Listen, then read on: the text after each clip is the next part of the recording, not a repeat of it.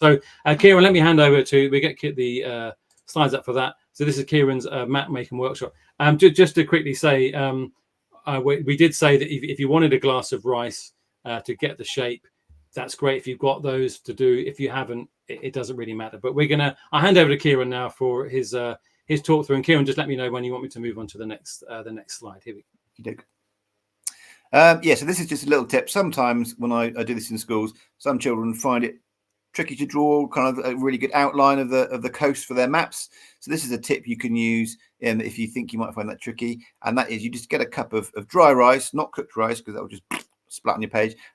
You pour a little bit onto your page, and then with your finger, just kind of nudge it like I have there into the shape of an island or a landmass. And then next slide, please, Mr. Dilly.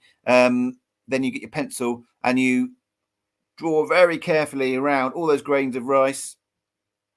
Really carefully all the way around, even like the individual ones on the side, draw around those. And then when you finish that, if you just tip the rice away very carefully, you're left with an amazing outline. But if you don't have rice, or if you think you're confident enough to do it yourself, you can just draw this kind of outline on a page. It doesn't matter if you have your page portrait or landscape. You just get your pencil and then you just do that outline. You've all seen maps and you've seen how they go. The coastline goes in and out. So let your pencil kind of go for a walk in and out, form all the outline of the map. So that's going to be your world. And then this is a pro tip. You can make it 3D if you like. And the way you do that is if you go to the bottom left-hand corner, and every time there's a little bump on your map, you draw a little line down and you do that all the way around on the bottom left-hand corner. And then you kind of join them up underneath. You follow the line of the coastline underneath and you can make it 3D. That's like a pro tip. We don't have to do that. So then the next bit is you have to add the features to your world, the kind of the geographical features. So quite often things like mountain ranges. So mountains often go in a line with like a range. You can see I've done some on there. Forests. I've left a space in the middle of my forest there because I'm going to write the name of the forest on it. Deserts, marshes, hills. You can anything you like, volcanoes, deserts, caves, canyons, whatever you want to have on your world. Draw them all on. I think the next slide I've got some, yeah. So here I've got on the left hand side there's like the very basic ones. If you're not very confident at art, the good thing about doing maps is you don't have to be an amazing artist. You can just do it really basically, really simply, and you still can use it to come up with a really good story. So the basic ones are on the left, and then the kind of more advanced versions, if you've got a bit more time or you want to make it a bit more detailed, are on the right. Yeah, so all the ones I said on there, some mountains, hills, swamps and marshes.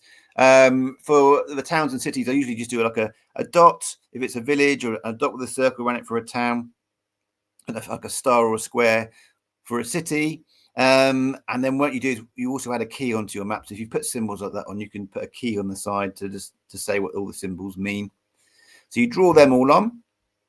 And then the tricky bit is naming everything.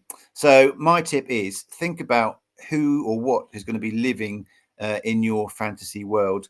So for example, with Podkin, I knew it was going to be rabbits. So when I was naming the countries, I just went on Google and I looked up all the different breeds of rabbit.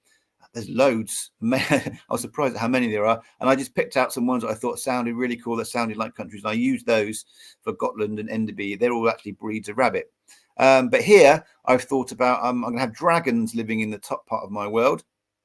So another top tip for thinking of good fantasy names is if you know the Latin name for the creature, you can use that to kind of come up with a fantasy sounding name. So the Latin name for dragon is Draco. So I've called my country at the top there Dracovia, and I've written it on with nice big capital letters. And then the country at the bottom there, I'm going to have pigs living there. And Latin for pig is pork with a C. So that's Porcutia. And then because I've got a volcano on the island down the bottom there, I've called that Ignica, because Ignis is Latin for fire. So I've come up with some really good fantasy sounding names. Already I'm starting to have a bit of a story appear in my head, like maybe like the dragons are going to be the baddies and the pigs are going to be the heroes, and perhaps the pigs are going to have to go up there into Dracovia. I'm kind of building a little bit of story in my head. But then I need to name all the features that I drew on, and that's really tricky to come up with good names. So my tip for that is to use adjectives. So, for example, the mountains there, I thought some adjectives for mountains. I thought they could be spiky, or they could be rocky, So I've got 2 adjectives, and then I'm going to put those together to make the Spike Rock Mountains. And my forest there, I wanted like a dark, foreboding forest. So I thought gloomy is a really good adjective for that, and leafy as well. So I'm going to put those together, and I've got the gloom leaf forest, and the desert, fiery, I was thinking, and sandy. I've got the fire sand desert. So think of 2 good adjectives, put them together to come up with your names.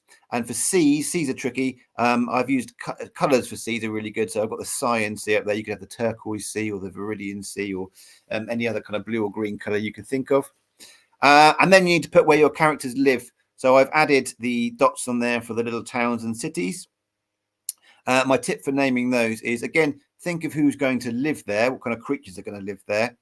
And then think about the endings. If you think of all the places around you, lots of them have very similar endings. So, for example, lots of them end in things like Ham or Hampton or Wick or Bridge or Mouth if it's near a river, or Port if it's on the coast.